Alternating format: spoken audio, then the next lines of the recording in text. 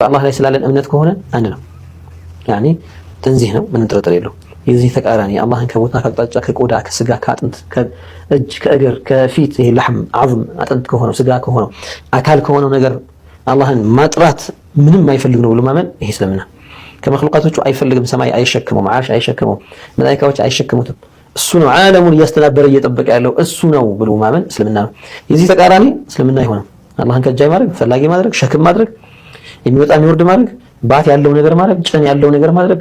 የአላህ ስምና ባህሪያትን በተመለከተ አህሉ ሱና ወልጀማዓዎችን የአላህ ስምና ባህሪያትን ከሚያዛቡ አካላት የሚለዩቸው የሆነ ቁም ነገሮች አሉ። ከነሱም ቁም ነገሮች ውስጥ አህሉ ሱና ወልጀማዓዎች አላህ ስምን ሲያጸድቁ ወይም የሆነን ባህሪ ሲያጸድቁ አላህ ቁርአን ላይ ለራሱ ያጸደቀውን ወይም መልእክተኛው ሰለላሁ ዐለይሂ ወሰለም ለአላህ ያጸደቁለትን ነገር ብቻ ነው። አሁንም አህሉ ሱና ወልጀማዓዎች ከአላህ የሆነን ነገር ውድቅ ሲያደርጉ ለአላህ ይሄ አይገባውም ብለው ሲሉ አላህ ከራሱ ውድቅ ባደረገበት መልኩ ነው ውድቅ የሚያደርጉለት። ይህንን የአህሉ ሱና ወልጀማዓዎችን በአላህ ስምና ባህሪያት ላይ ያላቸውን አካሄድ ቁርአን ላይ ተጠቅሶ እናገኘዋለን። አላህ ቁርአን ላይ ከጎደሎ ባህሪያት ፍጡራንን ከመመሳሰል የጠራ መሆኑን ሲናገር ምን ይላል?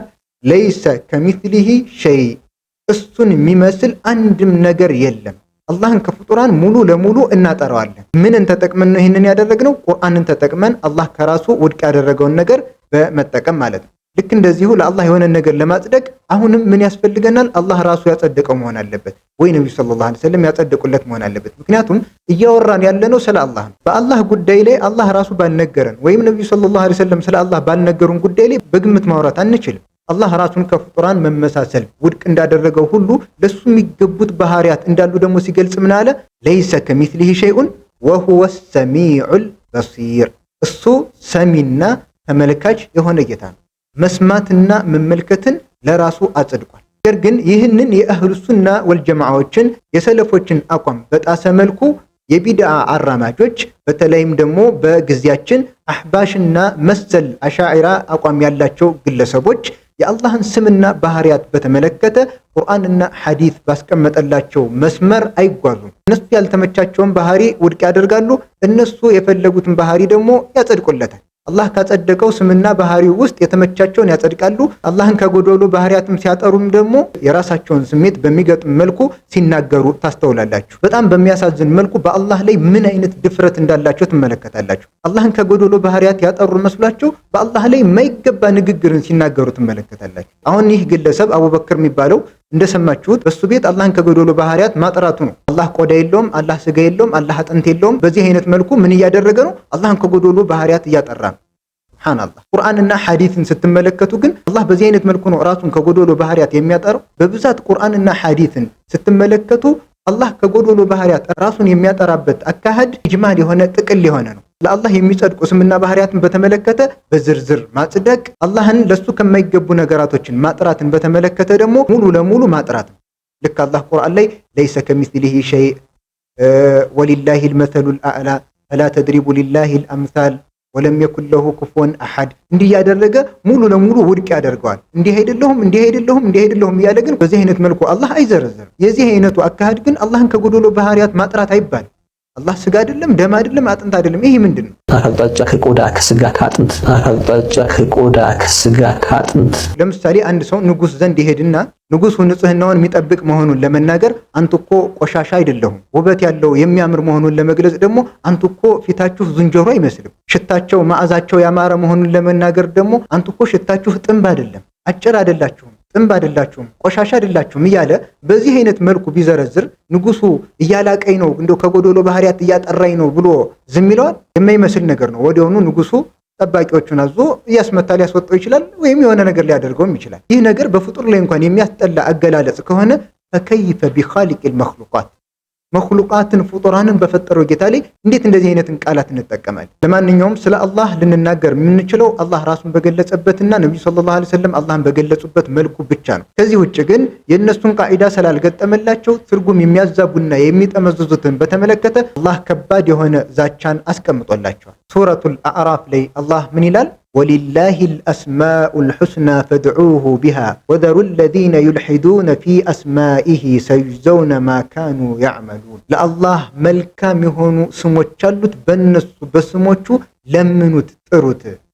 ወዘሩ ለዚነ ዩልሒዱነ ፊ አስማኢሂ፣ እነዛ ከስሞቹ የሚዘነበሉትን ተዋቸው አላህ። ሲሰሩት በነበረው የአላህን ስምና ባህሪያትን ስሜቶቻቸው ጋር ስለገጠመ እንደፈለጉ ሲጠመዝዙ ትርጉም ሲቀይሩ ይህንን አልቀበልም ሲሉ በነበረው ይመነዷታል ይላል አላህ ሱብሓነሁ ወተዓላ። ስለዚህ አላህ ራሱ የገለጸበትን ነገር አለመቀበል፣ ነብዩ ሰለላሁ ዐለይሂ ወሰለም ስለ አላህ የተናገሩትን ነገር አለመቀበል ኢልሃድ ነው። ከአላህ ስምና ባህሪያት መዘንበል በሚለው ውስጥ 5 አይነት ነገሮች እንደሚካተቱ ዑለሞች ይጠቅሳሉ። እነዚህን 5 አይነት ነገራቶች ልንጠነቀቅ ይገባል። ምክንያቱም ከአምስቱ አንዱ ካለብን ወዘሩ الذين يلحدون في اسمائه ብሎ ከዛተባቸው ሰዎች እንሆናለን።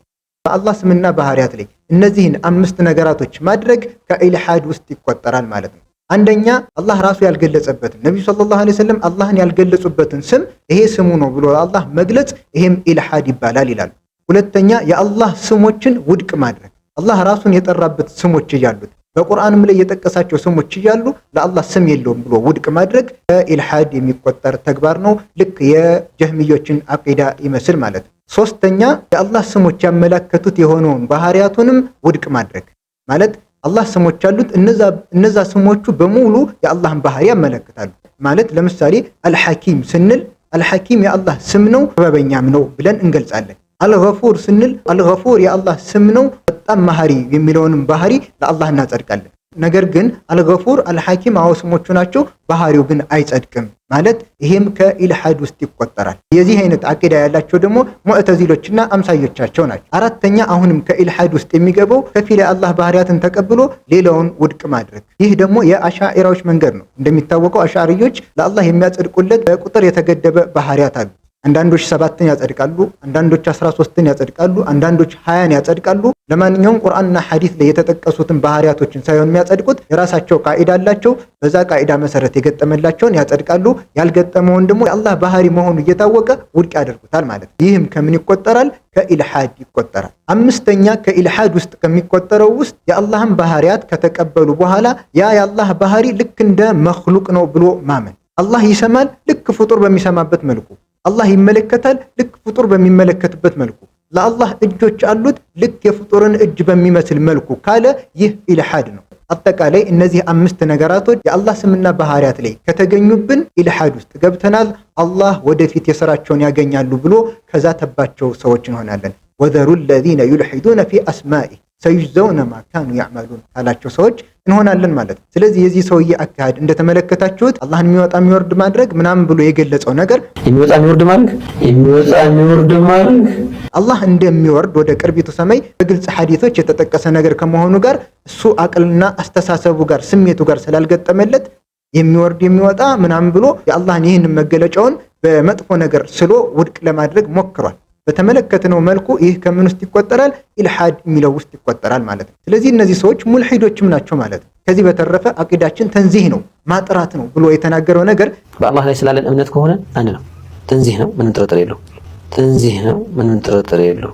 ይህ አገላለጽ ምን ይባላል? ዓሊ ረዲየላሁ ዐንሁ እንዳሉት ከሊመቱ ሐቅን ኡሪደ ቢሃል ባጢል፣ ሐቅ የሆነች ንግግር ናት። ተንዚህ አላህን ማጥራት የሚለው ሐቅ የሆነ ንግግር ነው። አላህ ከጎዶሎ ባህሪያት ለሱ ከማይገቡ ነገሮች መጥራት አለበት። ነገር ግን የታሰበበት ምንድነው? ኡሪደ ቢሃል ባጢል፣ ባጢል የሆነ ብልሹ እምነት ብልሹ አቂዳ የታሰበበት አካሄድ።